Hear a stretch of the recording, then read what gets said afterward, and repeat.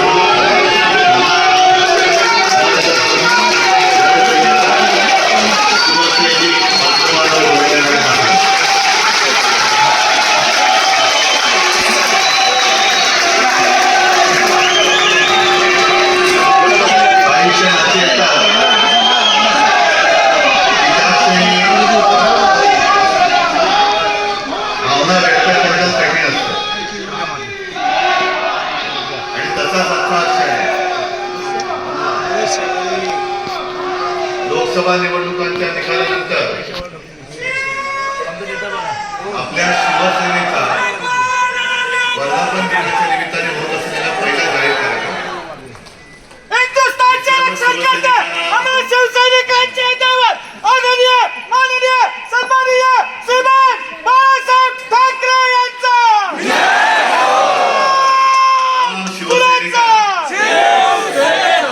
आपल्या शिवसेनेच्या मी वर्ष नाही मुदत, कारण शिवसेना म्हटल्यानंतर नवचैतन्य आणि तरुणाई आलीच पाहिजे. वर्ष किती होऊ द्या,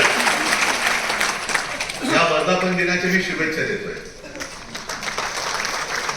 साहजिकच आहे,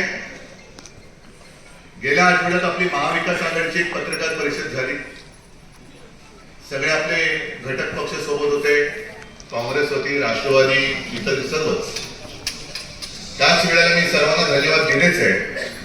पण आज पुन्हा एकदा शिवसेनेच्या वतीने ज्या ज्या देशभक्तांनी महाविकास आघाडीला आणि शिवसेनेला मतदान केलं, आशीर्वाद दिले, त्या सर्वांना, म्हणजे त्याच्यात माझे मराठी आलेच, हिंदू आलेच, दलितही आले, बौद्धही आले, मुसलमानही आले, ख्रिश्चनही आले, शीख सुद्धा आले, सर्व देशभक्तांनी मनापासून धन्यवाद देतो.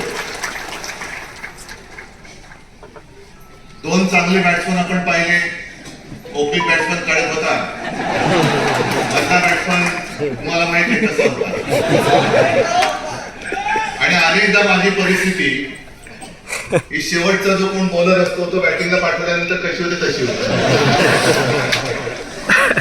आता रन झालेले आहे, आता काय करायचं, मारायचा फटका बसला बोलतो बसला, बसला तर छकडा, नाही तर लागला. पण लागला तरी जाणार नाही, मारायचं छकडाच पाहिजे. तुम्ही सर्वांनी माझं कौतुक केलेलं आहात. सगळं जे काही विजय झाला त्याचं श्रेय मला दिलेलं आहे. पण मी शून्य आहे. मी कधीही यशाचा मानकरी मीच आहे हे मी कधी मानणार नाही. यशाचे मानकरी, यशाचे धनी हे तुम्ही आहात. कारण शिवसेना प्रमुखांनी दोन गोष्टी मला सांगितल्या. आत्मविश्वास, जे सर्वांना सांगत होते की आपल्यामध्ये आत्मविश्वास असेल तर जगाच्या कोपऱ्यात कुठेही जा तुला मरण नाही. पण आत्मविश्वास आणि अहंकार याच्यामध्ये फरक आहे. आपल्यामध्ये आत्मविश्वास आहे, होय मी करू शकतो, मी याला पाडू शकतो, हा आत्मविश्वास आहे. पण मी एकटाच हे करू शकतो, जगामध्ये दुसरं कोणीच करू शकत नाही, हा अहंकार आहे, जो मुलींमध्ये. निवडणुकीच्या निकालाचं विश्लेषण सुरू आहे. भाजपला तो तडाखा बसलेलाच आहे. पण बाजूच्या दलित कसं न्यायचं, विषयांतर कसं करायचं हे त्यांना चांगलं कळलं. म्हणून निवडणूक झाल्यानंतर ताबडतोब सुरू केलं की उद्धव ठाकरे हे पुन्हा मोदीसोबत जाणार, एनडीए मध्ये जाणार. जायचं, ज्याने आपल्याला संपवायचा प्रयत्न केला, आपल्या नाते समान शिवसेना खतम करण्याचा प्रयत्न केला, त्या नालायकांबरोबर पुन्हा जायचं. तुम्हाला सगळ्यांना विचारतो, त्यांना काय होत आहे की गैरसमज पसरून द्यायचा. आणि स्वतःचा अपयश झाकून ठेवायचं. अहो तुमचं तुम्ही बघा ना, आमचं कशाला वापरून बघताय? तुमचं काय काय उघडं पडलंय ते तुम्ही बघा. कशी तुमची वरपासून खालपर्यंत अगदी हा बरोबर काय बोलला फाटले. आणि त्यांच्यात काय होते, थोडस घराणीशाही म्हटल्यानंतर थोडी घराणीची भाषा आपोआप येते. पण मग एक सभ्यतेचा तुम्ही शिक्का मारलात माझ्यावर, समानार्थी शब्द शोधावा लागतो. पण आता फाटलेला दुसरा समानार्थी शब्द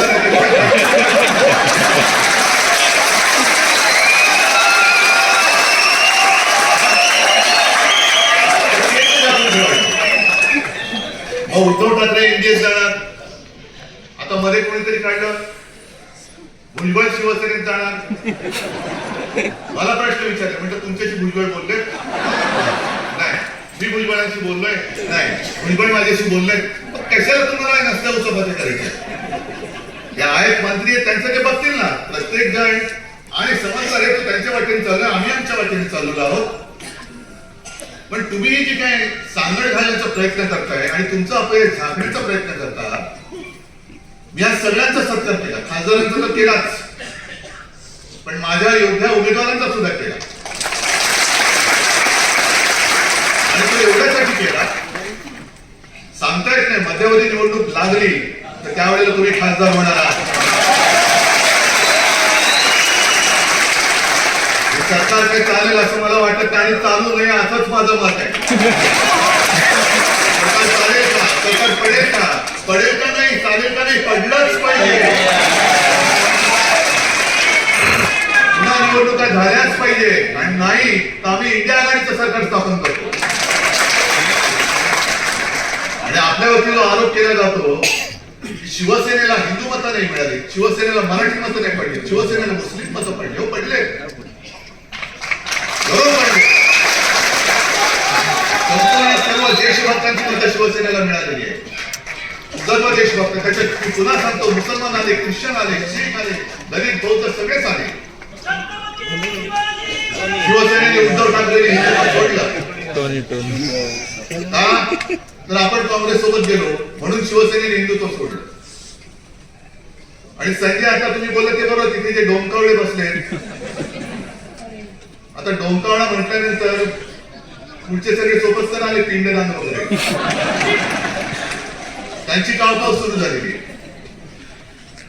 मी काय हिंदुत्व सोडले? वाटते तुम्हाला मी हिंदुत्व सोडले?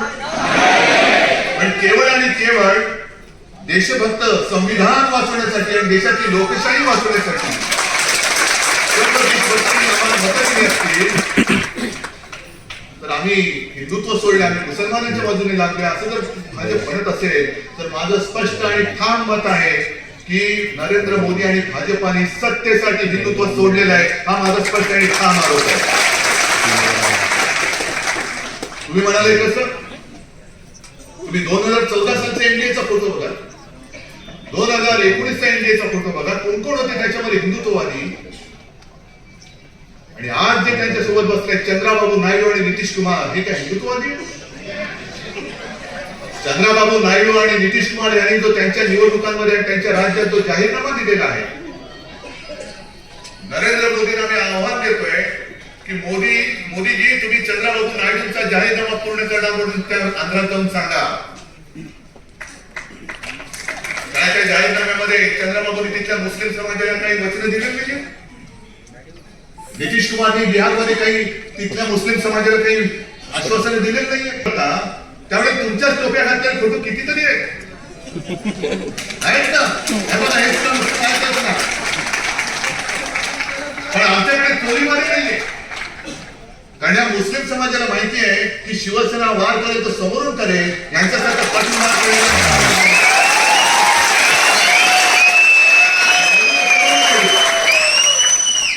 पण सरकारी यंत्रणेचा वापर करून, दुरुपयोग करून, जसं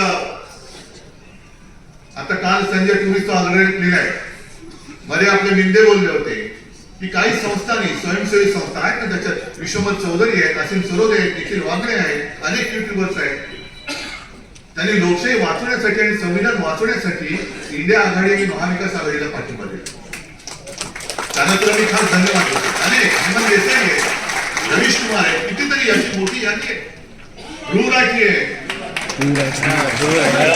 अनेक जण आहेत. या सगळ्यांनी आम्हाला मतदान करण्यासाठी म्हणून प्रचार केलेला आहे. मग मिंदे जे बोलले की शहरी नक्षलवाद, हुकुमशाही तोडा मोडा फोडून टाका आणि लोकशाही वाचवा, हा प्रचार हा नक्षलवाद वाटतो तुम्हाला, हा आतंकवाद वाटतो. मग लोकशाही वाचवा हा आतंकवाद असेल तर मी आतंकवादी आहे. देश वाचवा देशाचं संविधान हा आतंकवाद असेल तर मी आतंकवादी आहे. पण तुमचे जे बापजादे दिल्लीत बसलेले आहेत, मोदी आणि शहा, ते सरकारी यंत्रणेचा दुरुपयोग करतायत.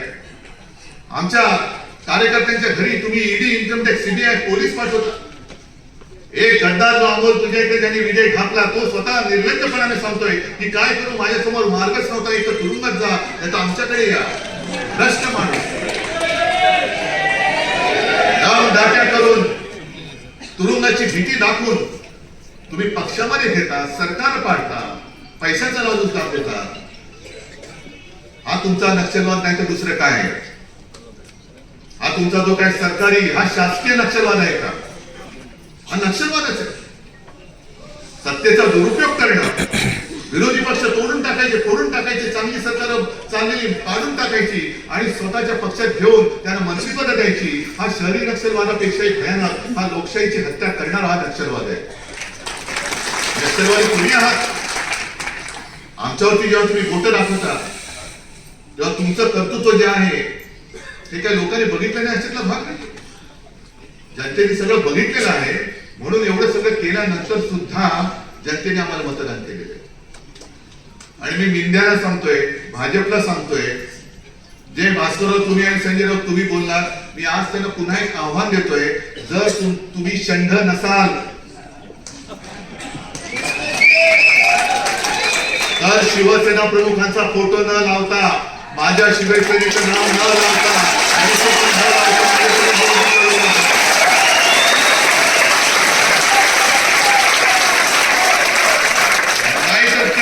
गावामध्ये फिरा, विजेती म्हणून फिरू नका. शिवसेना प्रमुखांनी दुसरा कोणाचाही फोटो वापरला नाही आणि यापुढे सुद्धा वापरण्याने आणि मोदीजी मी तुम्हाला आमंत्रण देतोय, विधानसभेचा प्रचार महाराष्ट्रात आत्तापासून सुरू करा. मी आहे आणि तुम्ही आहे.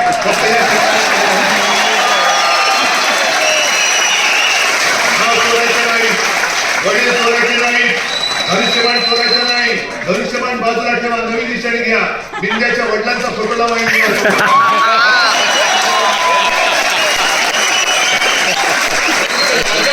फोटो लावून स्ट्राईक रेट सांगता तुम्ही.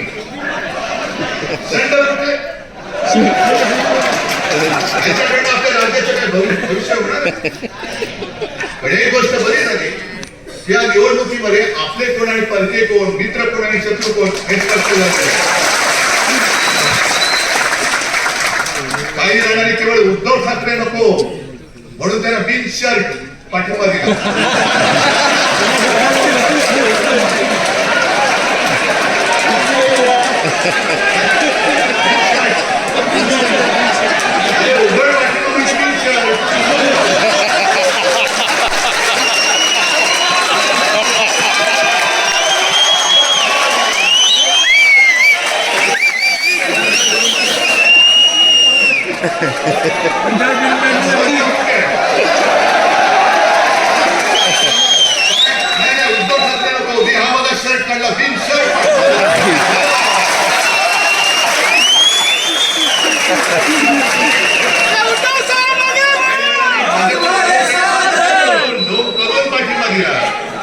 लढण्याचं नाटक करून केलं.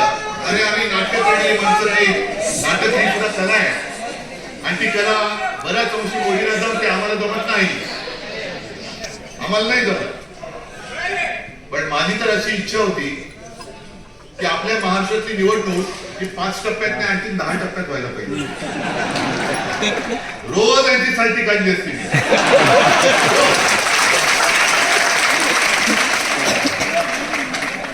आणि एकदा बघा आपल्याला शिवसेना प्रमुखांनी काय सांगितलं, म्हणून मी म्हटलं ना की मी नम्र आहे, सगळ्यांशी नम्रपणाने वागतो. तुम्ही प्रेमाने वागा, आम्ही प्रेमाने वागतो. पण जर पाठीत वार कराल तर आम्ही वाग नका करू. आम्ही वाग नका करू. आता मुनगट्टी वार त्यांचे नफा उपटले चंद्रपूर मध्ये, ते लंडन मध्ये पुन्हा वागणं खाण्याला चालले. अहो कशाला त्या छत्रपतींचा तुम्ही अपमान करताय? कशाला अपमान करताय? एक तर तुमची पात्रता नाही, गद्दार मानसिकतेची तुम्ही, भगव्याशी बेईमानी करणारी अवलाद तुमची. संपूर्ण महाराष्ट्रामध्ये आणि देशामध्ये माझा हा छत्रपतींचा भगवा असतो, त्याच्यावरती कोणतं सिम्बॉल नव्हतं, काही नव्हतं, पण त्या भगव्यामध्ये तुम्ही भेद केला. कुठलं काय यांचं चिन्ह छापा, कुठलं काय, म्हणून मी तुम्हाला सांगतोय आपल्या भगव्या झेंड्यावरती आपलं चिन्ह टाकायचं नाही. आपला भगवा पवित्र शिवरायाचा भगवा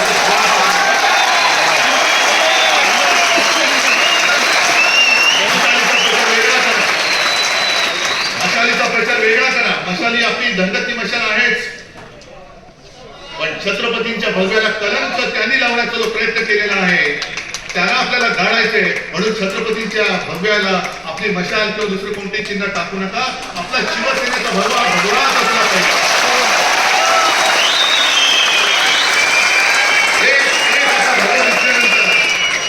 हा कोणाचा भगवा? अरे कोणाचा भगवा? हा छत्रपतींचा भगवा, शिवरायाचा भगवा, हिंदूंचा भगवा, मराठी माणसाचा भगवा, महाराष्ट्राचा भगवा, वारकऱ्यांचा भगवा आहे, साधू संतांचा भगवा आहे. त्यावेळेला कोणी असं केलं होतं? तुकाराम महाराजांचा भगवा वेगळा, ज्ञानेश्वरांचा भगवा वेगळा नाही. भगवा भगवा आहे आणि मशालीशी साधर्म्य असणार आहे. जसं ती एक ज्वाळा दिसते भगवा फडकताना, मशाल दिसते, तीच मशाल घेऊन आपण यांच्या बुडाला आता आग लावली.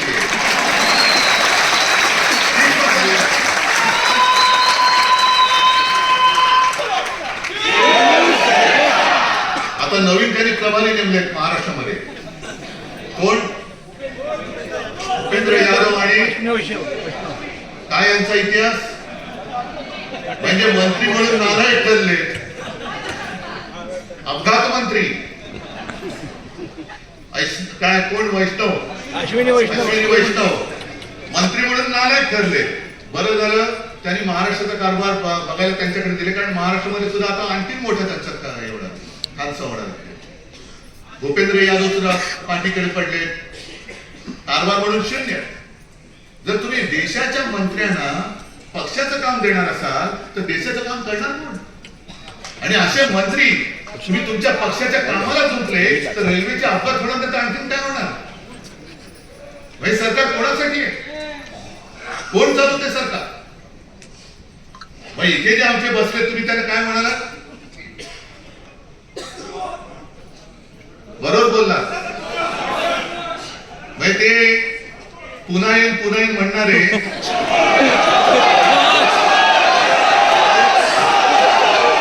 आता काय म्हणतात माहितीये? जाऊ द्या ना घरी, आता वाजवले ना बारा.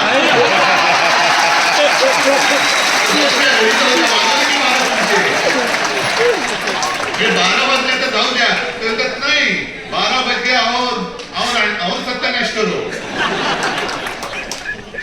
काय कुणाची महाराष्ट्राची काय नाळ जोडलेली नाही, काही जोडलेलं नाहीये. कुठे काय झाल्यानंतर जबाबदारी घ्यायची कोणाची ताकद नाहीये. असंही सगळे सरकार चाललेले.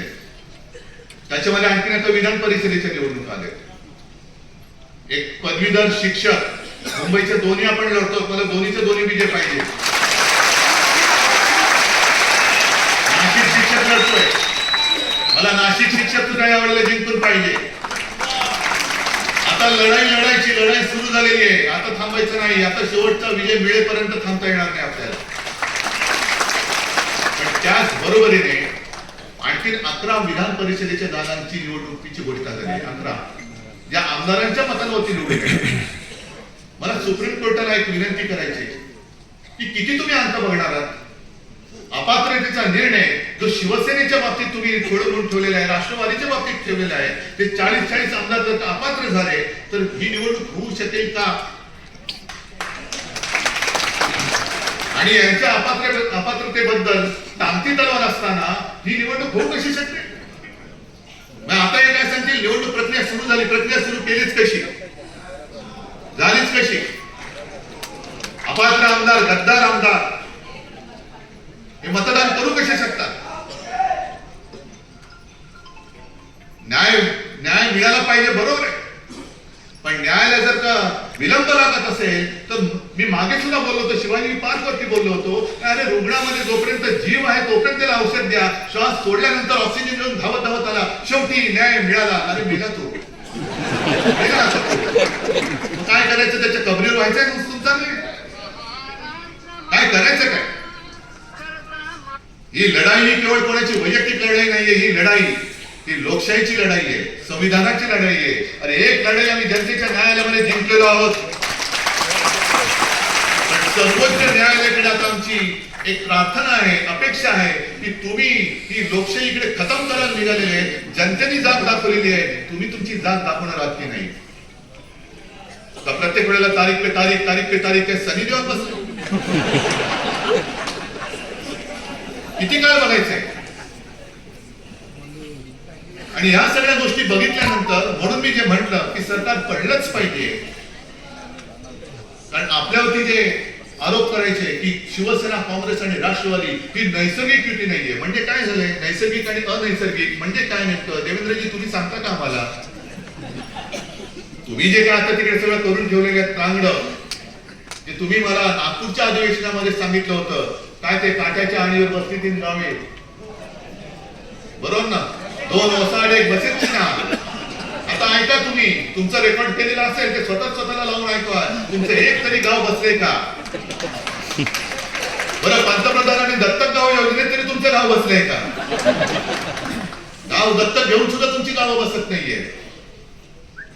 आणि तुमची जी आता झालेली आहे चंद्राबाबू आणि नितीश कुमार यांची युती ही नैसर्गिक आहे की अनैसर्गिक आहे?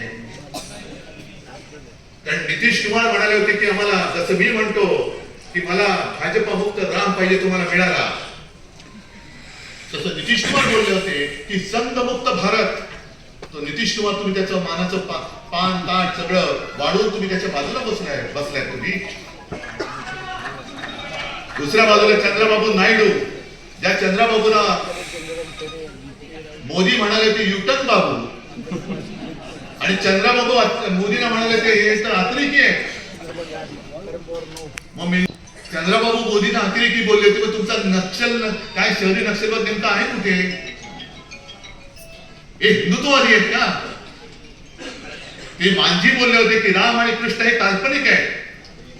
दुसरं कोणी बोलला तर काय आप दो मुसळला असता, भाजपने पूर्ण त्यांचे काय चपला मारल्या असत्या, जोडे मारले असते, प्रतिमा जाळल्या असत्या. पण आता बसलेत ओ मांझी रे, घेतलेत बरोबर सगळे. हे असे सगळे ज्यांच्या विचाराचा पत्ता नाही, काही त्याला हिंदुत्वाचा आधार नाही, आणि तुम्ही आम्हाला हिंदुत्व शिकवायला निघालात. अहो, हिंदुत्व माझ्या आजोबाने आणि माझ्या वडिलांनी मला भरपूर शिकवलेलं आहे.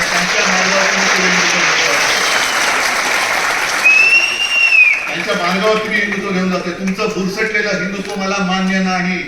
आमचं हिंदुत्व हे तेजस्वी आहे, सुधारणावादी आहे. गोमूत्रधारी हिंदुत्व आम्हाला मान्य नाही, हे मी ठामपणाने सांगतोय. शेंडी जाणण्यासाठी जेवढा घंटा बडवणारे हिंदुत्व आम्हाला मान्य नाही, जे माझ्या वडिलांनी मला शिकवलेलं आहे. आम्हाला अतिरेक्याला बडवणारा हिंदू पाहिजे. तुम्ही आम्हाला हिंदुत्वाचे धडे द्यायला जाऊ नका. तुम्ही आम्हाला शिकवायच्या पद्धत करू नका. तुम्ही सत्तेसाठी जे हिंदुत्व सोडले ते तुम्ही, मोदींना मी विचारतोय, सत्तेसाठी तुम्ही हिंदुत्व का सोडलं? पूर्ण देश ते काय कोणाचं होतं ना, देशाला माहिती पाहिजे. सगळ्यांनी सांगा तुम्ही. हा, काय नेशन वॉन्ट्स टू नो. का तुम्ही हिंदुत्व सोडलं? का तुम्ही लाचार झालात? हा, पूछता है भारत. आता पूछता है भारत,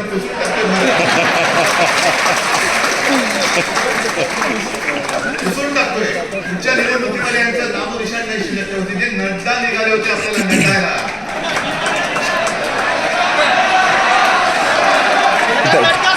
फक्त भाजपा शिल्लक राहील. नड्डाजी, नड्डा संभाल के रखो.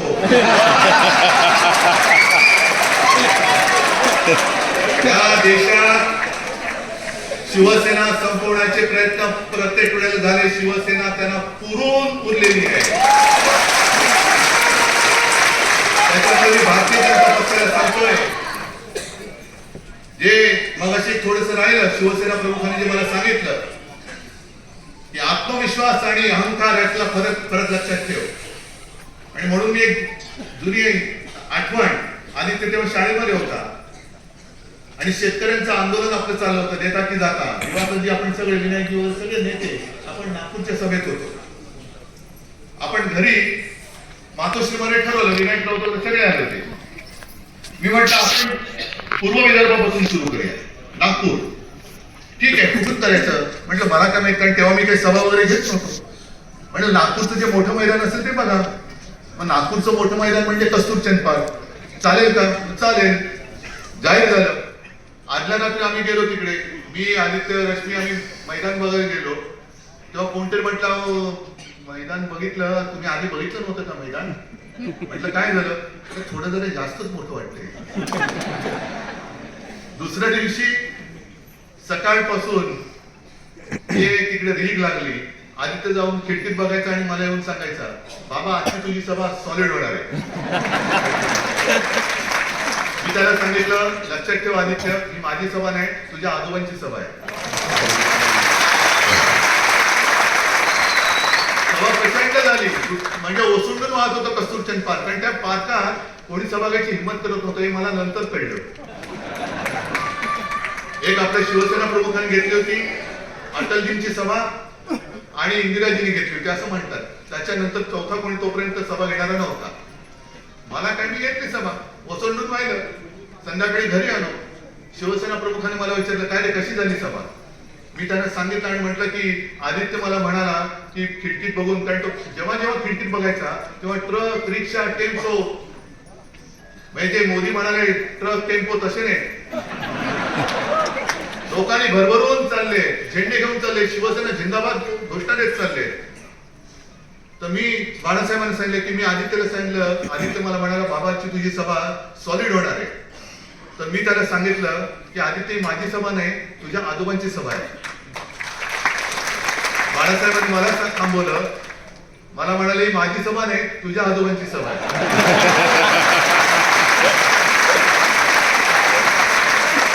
मला म्हणाले एक लक्षात ठेव उद्धव, ज्या वेळेला तुझ्या डोक्यात तू कोणीतरी आहेस अशी हवा जाईल, त्या क्षणी तू संपलास. आपण जे काही आहोत ते पूर्वजांच्या पुण्याईवरती आहोत. आणि स्वतः बाळासाहेब म्हणाले, अरे मी कोण आहे, माझ्यासाठी एवढी लाखो लोक काय ऐकतात, असं काय माझ्यामध्ये, का माझं लोक ऐकतात? मी साधा माणूस आहे, पण फक्त आणि फक्त आपल्या पूर्वजांचे आशीर्वाद माझ्या मागे आहेत, म्हणून माझं ऐकायला लोक येतात. तसंच मी सुद्धा शून्य आहे, मी सुद्धा शून्य आहे. आणि बाकी सगळे तुम्ही जे आहात, तुम्ही शून्याच्या मागे उभं राहायचं का पुढे उभं राहायचं हे ठरवणारे तुम्ही लोक आहात.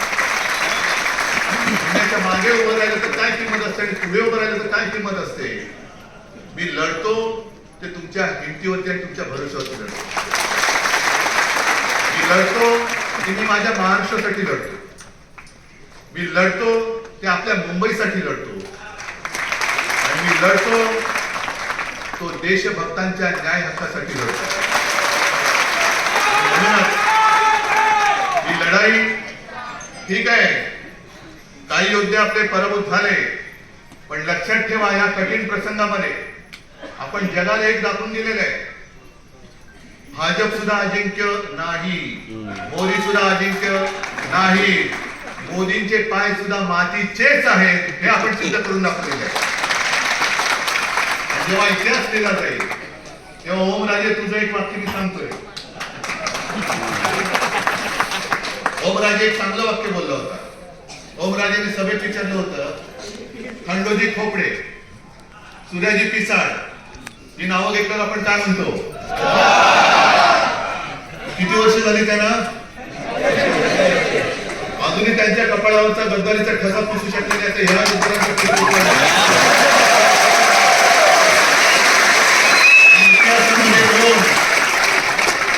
ह्या गद्दार म्हणून आपली व्हायला पाहिजे का योद्धा म्हणून व्हायला पाहिजे? मी म्हणेन हार जीत होत असते, निवडणूक हारलो तरी उद्या जिंकेन, पण जर हिंमत हारलो तर पुन्हा जिंकू शकणार नाही. मी हिंमत हारणार नाही, मी हिंमत हारू देणार नाही. काही ठिकाणी दिवाळी लागल्या माझ्या पराभव, पण ह्या पराभवाचा वचपा मी तिथे विजय मिळवून दाखवल्याशिवाय राहणार नाही. जय हिंद, जय महाराष्ट्र. चल